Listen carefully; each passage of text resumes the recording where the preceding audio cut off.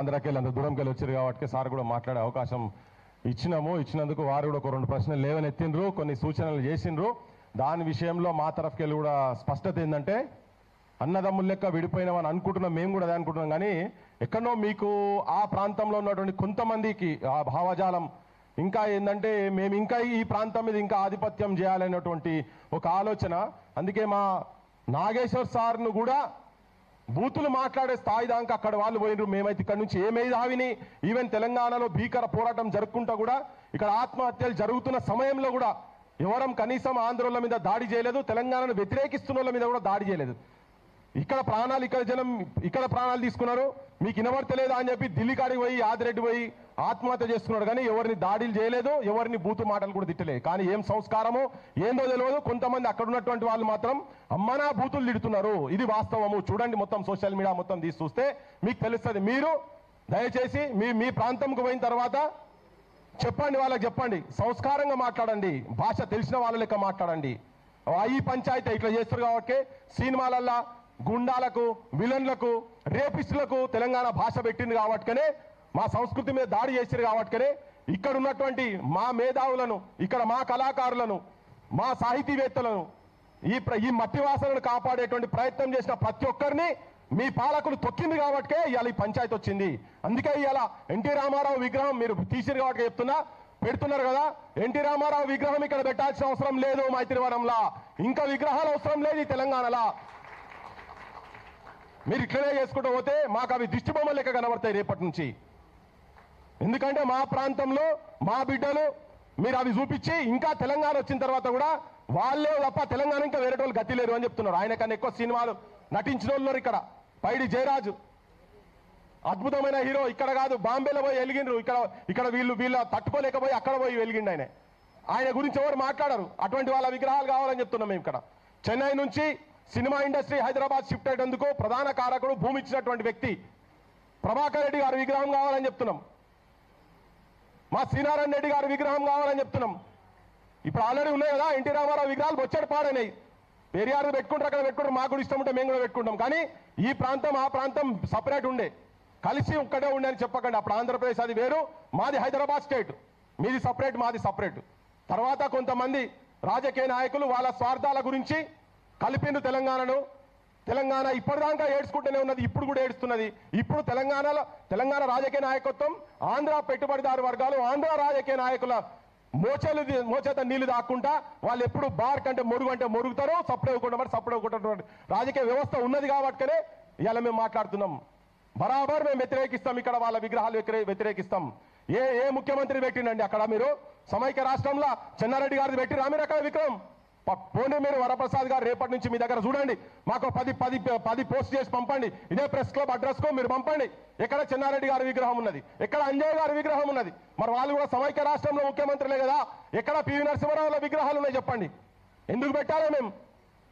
Yes, మాకు కనిపిస్తున్నది వాళ్ళు మీకు గొప్ప వాళ్ళే కావచ్చు. ఓ కిరాయి గొంతుక ఇక్కడ మా రవీంద్ర భారతి విగ్రహాలు పెడితే బరాబర్ ఆబ్జెక్షన్ చేస్తాం. మా గద్దరల విగ్రహం పెట్టని, మా నిన్నగాక మొన్న జయ జయ తెలంగాణ అని చెప్పి రాష్ట్రీయ గీతంగా ప్రకటించినటువంటి అందశ్రీ అన్నది ఆడ ఓన్రీ మీరు ఆయన దలగబెట్టిన బొందకాడ కుక్కలు, పందులు సంసారం చేస్తున్నాయి. అక్కడ కట్టాలి కదా స్మృతివనం, అక్కడ కట్టాలి కదా. ఏమొచ్చిందని చెప్పి ఇప్పుడు ఏం వస్తుందని ముఖ్యమంత్రికి ఎన్టీ రామారావు విగ్రహం ఎందుకు పెట్టాలి? ఇప్పుడు రేపు ఇనాగ్రేషన్ చేస్తారట సిగ్గు వచ్చినోడు. నేను ఆవేశంగా తెలంగాణ ఒక ఆత్మగా మాట్లాడుతున్నాను. నేను అమరుల ఆత్మ లోపడి ఉన్నది మా సొంటలకు ఉన్నది కాబట్టి భరించలేకపోతున్నాం. మేము ఈ అవమానం భరించలేకపోతున్నాం. ఆల్సిషన్ కుక్కలైన తెలంగాణ ముఖ్యమంత్రులు, మంత్రులు మొత్తం పామోరియన్ డాగ్స్ అయినరు ఆంధ్ర పెట్టుబడిదారు వర్గాల మీద. ఈ తిరుగుబాటు లేదు కాబట్టినే ఇలా నాగేశ్వర్ సార్ మీద కేసు పెట్టే దమ్ము అక్కడ దానికి వచ్చింది. తిరగబడితే తెలంగాణ, కన్నెర చేస్తున్న తెలంగాణ, రగులుతున్న తెలంగాణ. గుర్తుపెట్టుకోండి, ఒక్కొక్కరి గుండె కాలుతున్నది. ఇవాళ చాలా మంది నిరుద్యోగ యువకులు అడగండి, కాలుతున్న ఒక్కొక్కరిని కడుపు కాలుతున్నారు. ఆయనట ఎలక్షన్ క్యాన్వాసింగ్ వచ్చి అక్కడట మాట ఇచ్చిందట పెడతారట.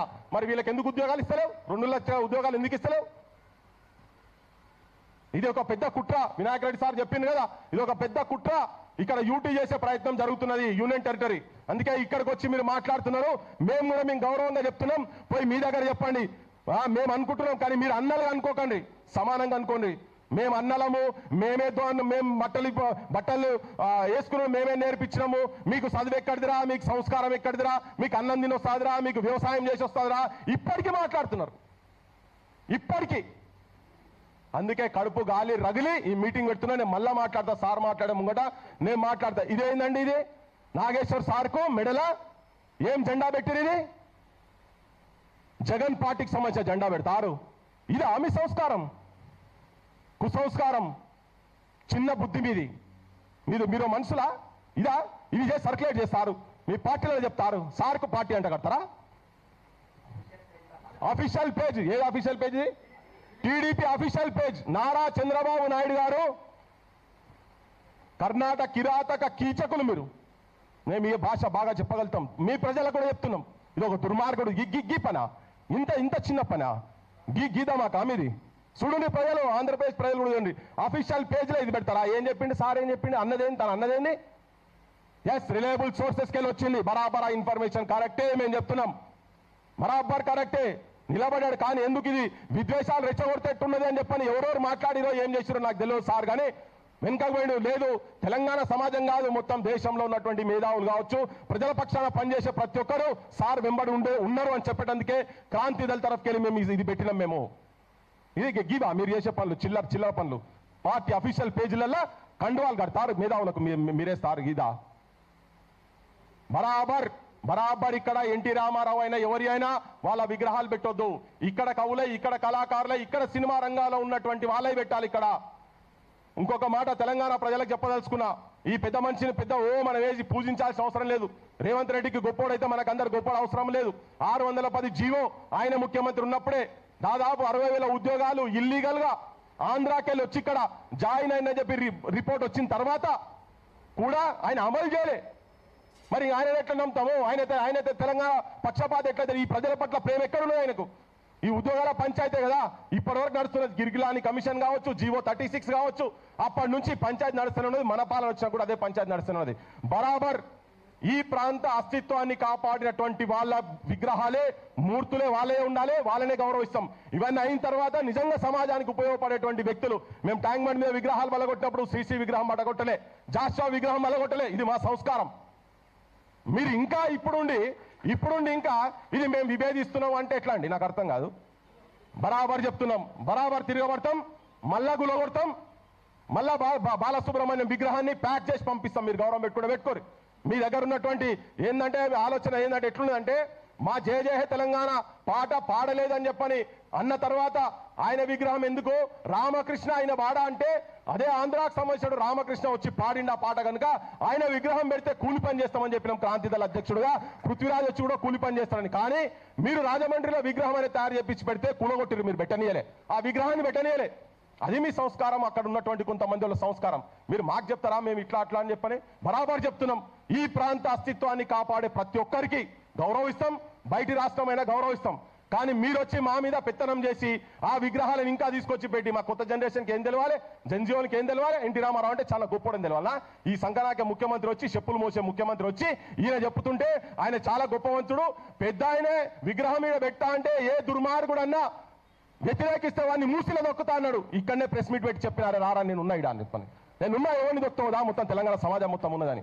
ఎస్, మాకు మీ ప్రాంత నాయకులతో పంచాయతీ ఉన్నది. మా ప్రాంతంలో ఉన్నటువంటి ఇక్కడ ఈ భూమి మీద ప్రేమ లేనటువంటి వాళ్ళ మీద కూడా పంచాయతీ ఉన్నది. అదే పంచాయతీలో ఆ తిరుగుబాటు ఒక్కొక్కరికి ఒక ఆలోచన ఉండొచ్చు. ఇలా నేను అన్న ప్రతి పదంతో సార్ నాగేశ్వర సార్ గారికి ఏకీభవించకపోవచ్చు, కానీ నా అభిప్రాయం నాది ఉంది.